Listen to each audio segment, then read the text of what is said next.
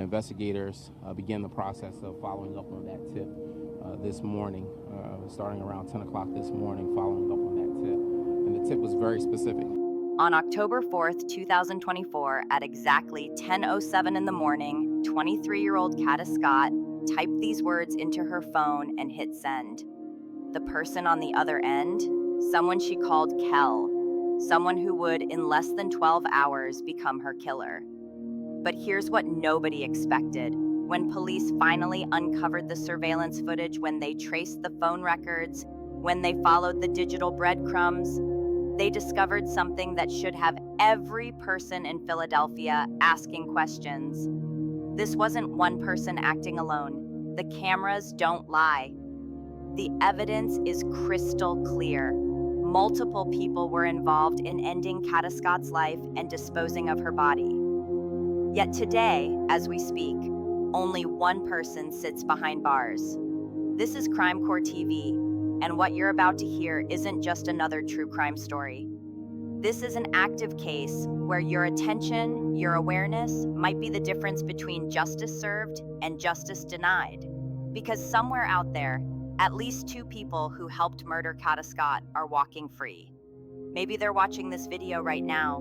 Maybe they think they've gotten away with it. They haven't. Not if we have anything to say about it. Before we dive into the darkness of October 4th, you need to understand who we lost. Because Kada Scott wasn't just a statistic. She wasn't just another name in the news cycle that gets forgotten after a week. At 23 years old, Kada had already accomplished more than many do in a lifetime. Penn State graduate, check. Working as a nursing assistant at the Terrace at Chestnut Hills Senior Home, check. Building her presence as a content creator, check.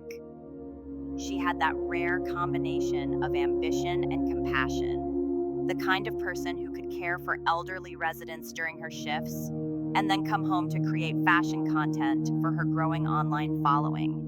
But something started changing in late September 2024, something that would transform this bright young woman's life into a nightmare. Philadelphia Police Captain John Craig would later stand at a podium and reveal what Kada's final days were really like. In the days leading up to her disappearance, Ms. Scott related to her family and friends that an unknown individual or person had been harassing her via phone. Unknown individual, harassing. These words would take on a terrifying new meaning when investigators finally uncovered the truth. Let's go back, way back, because this story doesn't start on October 4th. It starts on September 28th, 2024, when Kada Scott received her first message from someone calling himself Kel. We know this because prosecutors have the receipts. Every single text. September 28th, first contact. October 2nd, a new message appears. Yo, Kada, this my new number. Now, pay attention to what happens next, because this is where things get strange.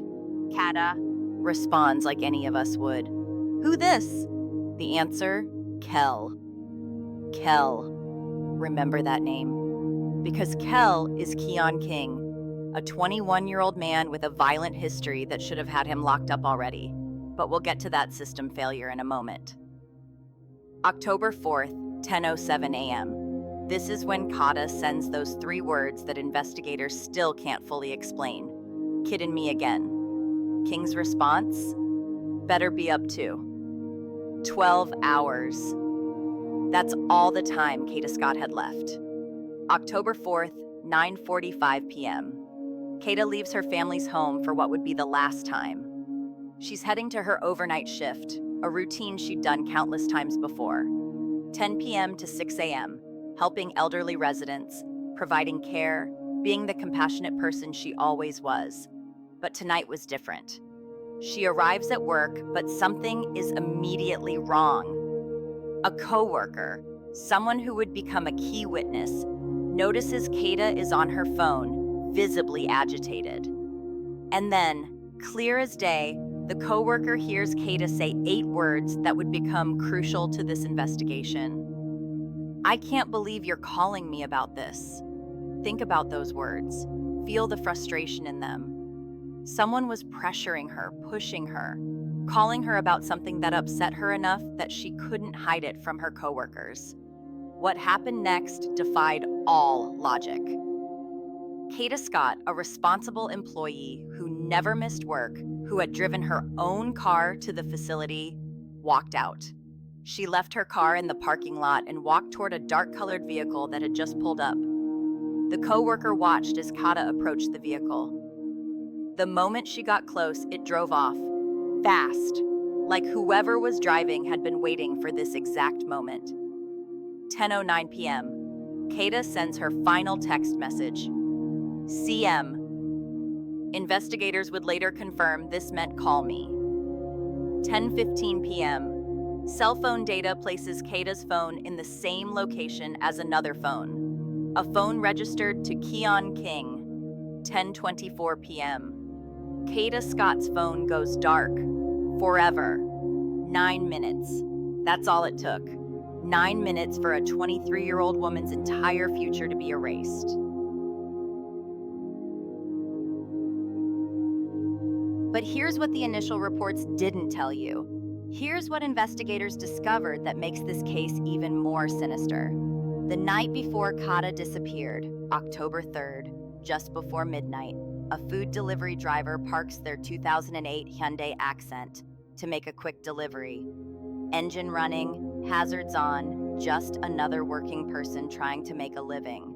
Someone was watching, someone was waiting. That someone stole the car. And according to court documents, that someone was Keon King. Think about what this means. This wasn't a crime of passion. This wasn't a sudden argument that went wrong. Someone stole a car the night before, specifically to use in a murder. That's premeditation. That's planning. That's the kind of detail that should make everyone's blood run cold. After Kada's phone went dark at 10:24 p.m., that stolen Hyundai Accent was driven to the Aubrey Recreation Center and parked. It sat there for 36 hours. 36 hours with Kada's body inside. But Keon King didn't just leave it there and disappear. Oh no, phone records show something much more disturbing. His phone traveled back and forth repeatedly between that parking lot and a house at 5500 Belmar Terrace in Southwest Philadelphia. Back and forth, like someone checking on their crime, making sure they hadn't been discovered, planning the next move. At that Belmar Terrace house lived 2 women, Larisha Lopez and Madeline Brown. Remember these names, remember them, because they're about to become central to understanding why this case is bigger than just one man. For 2 weeks, Kada Scott was missing. Her family was desperate. They plastered her face on social media. They begged for information. They prayed for a miracle. Then something extraordinary happened. Someone with a conscience decided they couldn't stay silent anymore. On October 14th, the Philadelphia police received their first tip. CBS Philadelphia's chief investigative reporter Joe Holden would later confirm through his sources. We can confirm through our sources the first tip, bringing police to the middle school campus last Wednesday, was a call made to 911. Police rushed to the abandoned Ada H. Lewis Middle School in East Germantown. They searched. They found Kada's cell phone case, her bank card, her glasses. But no Kada. Then came the second tip, and this one was different, more specific, more urgent.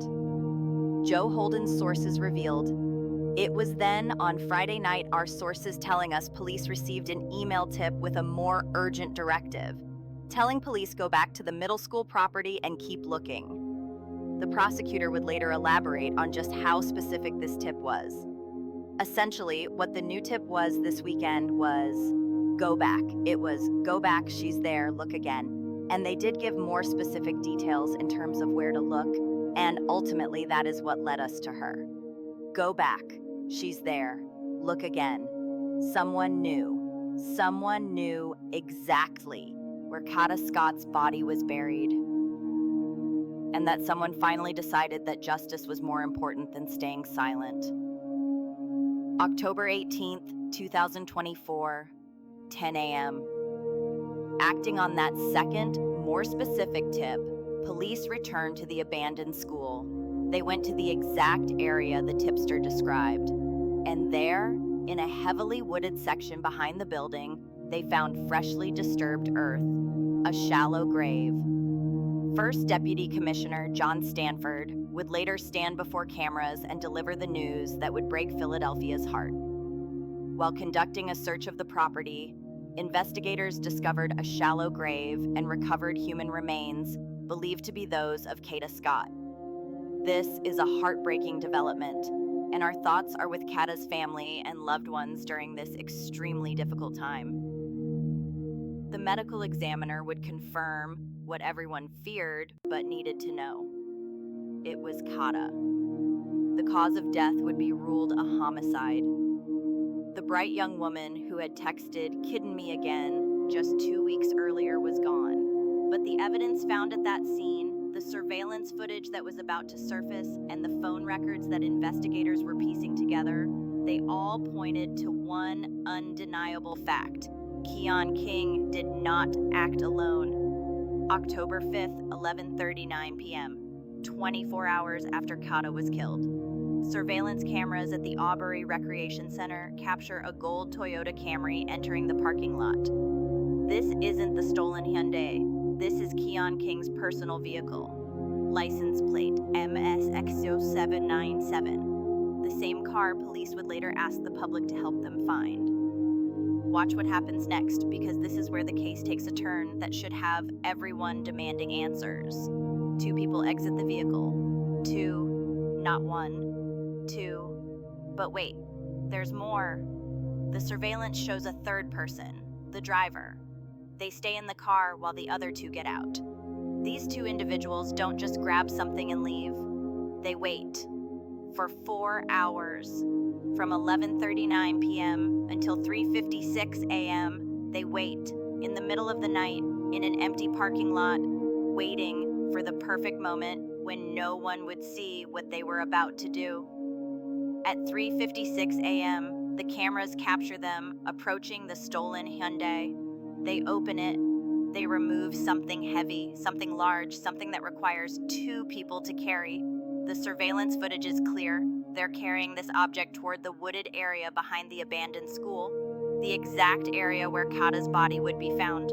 2 people carrying the body, a third person driving the getaway car, all caught on camera. Yet today, only one person, Keon King, faces charges for Kada Scott's murder. Philadelphia Police Commissioner Kevin Bethel would later make a promise to the community. We continue to pursue anyone who helped, who concealed, who participated in this act. We will not stop. But months have passed, and those other 2 people, they're still out there. Before we continue with what happened to Kada Scott's body, before we expose the other people involved, you need to understand something critical about Keon King. Because what I'm about to tell you should make every single person watching this video absolutely furious.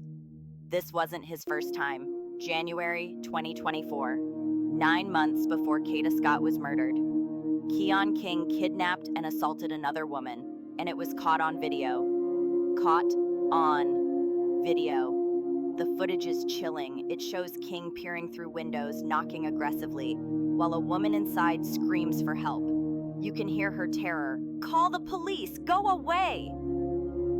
According to the charging documents, and this detail will make your stomach turn, King kidnapped this woman and assaulted her in his car while his 2-year-old daughter sat in the back seat, his own child, witnessing violence that no child should ever see. He was arrested, charged. The evidence was overwhelming. Video proof, audio proof. A traumatized victim ready to testify. But here's where the system catastrophically failed. King posted bail, just 10% of $200,000. That's $20,000 to walk free after a violent kidnapping. When the trial date came, the victim didn't show up. Want to know why? Because she was terrified. King was out on bail. He could walk out of the same courthouse door she walked in. He knew where she lived. He knew her routines. The system that was supposed to protect her had set her attacker free. The case was dismissed. District Attorney Larry Krasner would later admit to this devastating failure.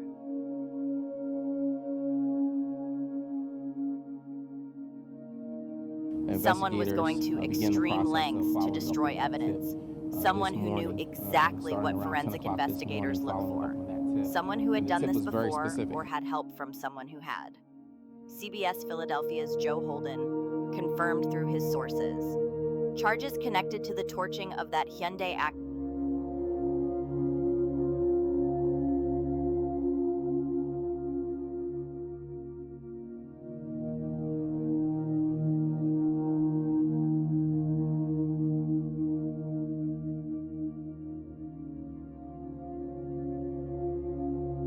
Police say used to transport Scott's remains are expected to be filed any time. But here's the question that should haunt everyone. Who burns a car and gets it compacted within 3 days unless they're part of something bigger? Unless they have connections? Unless there's an entire network involved. 5500 Belmar Terrace, Southwest Philadelphia. This address appears over and over and over in the phone records. Keon King's phone pinged here repeatedly in the hours after Kada's murder. But King didn't live here alone. 2 women shared this house with him, Larisha Lopez and Madeline Brown. When police finally searched this house, you know what they found? Ammunition, contractor bags, the heavy-duty kind used for cleanup, gloves, the exact items you'd need if you were planning to move and bury a body. Both women were brought in for questioning. Both gave statements. And according to investigators, their stories had inconsistencies. Inconsistencies. That's police speak for they're lying about something. Yet neither has been charged, neither has been arrested. They're walking free right now. But wait, it gets worse. While everyone was focused on Keon King, online investigators started digging into another name that kept surfacing. Ramir Branham, Kada's boyfriend, the man she was dating, the man who went by Taz. On the surface, he played the grieving boyfriend perfectly, posting tributes, talking about their last day together at Topgolf, claiming he dropped her off at 9:40 p.m. the night she disappeared. But investigators uncovered something that changes everything about this narrative. Ramir Branham runs a landscaping company. Landscaping. Let that sink in. The man Kada was dating professionally digs holes for a living, and Kada was found in a freshly dug shallow grave that someone knew how to create quickly and efficiently. But it gets darker, so much darker. Branham's criminal record reads like a preview of violence. Conspiracy to commit assault, not just assault, but conspiracy. Planning violence with others, possession of an instrument of crime, altering serial numbers on weapons, the kind of thing someone does when they're planning crimes they don't want traced back to them. He violated probation multiple times. He was sentenced to a minimum of 2 years incarceration. This isn't someone who made one mistake. This is someone with a pattern. And here's the geographic detail that should have everyone asking questions. When surveillance footage showed someone walking away from the crime scene, they headed north, past the Ada Lewis School, walking with purpose, walking like they knew exactly where they were going. Ramir Branham lives in that exact direction. Online investigators got their hands on audio of Ramir Branham explaining his last contact with Kada. Listen to how his story falls apart. He claims he dropped Kada off at 9:40 p.m. after Topgolf. He says she left food in his car, hot wings where she'd eaten all the flats and left him the drums. Sweet, right? Thoughtful, even. He claims he didn't realize the food was in the car until later. So he texted her after midnight, almost 3 hours after dropping her off, to tell her about the food. But here's what doesn't add up. Why would you wait 3 hours to text someone about food they left in your car? And more importantly, the evidence suggests Kada was already dead by the time he sent that text. She was killed between 10:15 and 10:24 p.m. Branham's midnight text was sent to a phone that would never be answered again. He claims his messages weren't delivering, but screenshots prove they were. He claims he kept texting her, but records show he only sent one text. Every single detail is a lie. Enter Gabby, just Gabby. No last name given in her public statements, but investigators know exactly who she is. Gabby posted a TikTok video that was supposed to clear her name, but instead made her look more suspicious. She admitted that Keon King called her before Kada disappeared, asking if she knew Kada, noting that Kada lived close to her. Her explanation? It was just a 29-second call. Nothing important, not worth reporting to police. But here's what Gabby didn't mention in her initial video. She has a criminal record that's shockingly similar to Keon King's.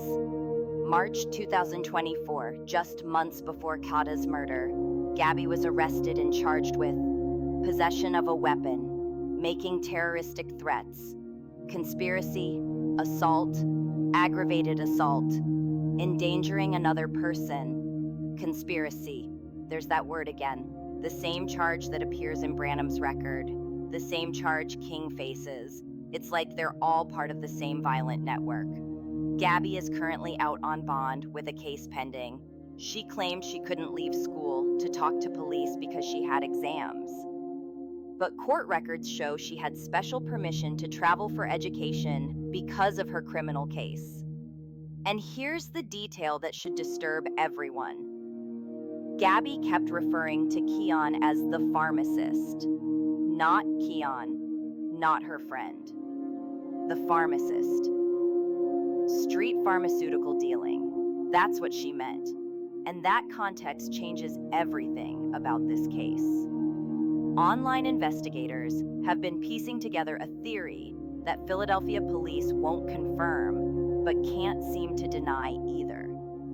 This wasn't a crime of passion. This was a hit. The theory goes like this. Someone wanted Kada gone. Maybe she saw something she shouldn't have. Maybe she knew something dangerous. Maybe she was going to report something to authorities. That someone couldn't do it themselves. Too much risk, too easy to trace back.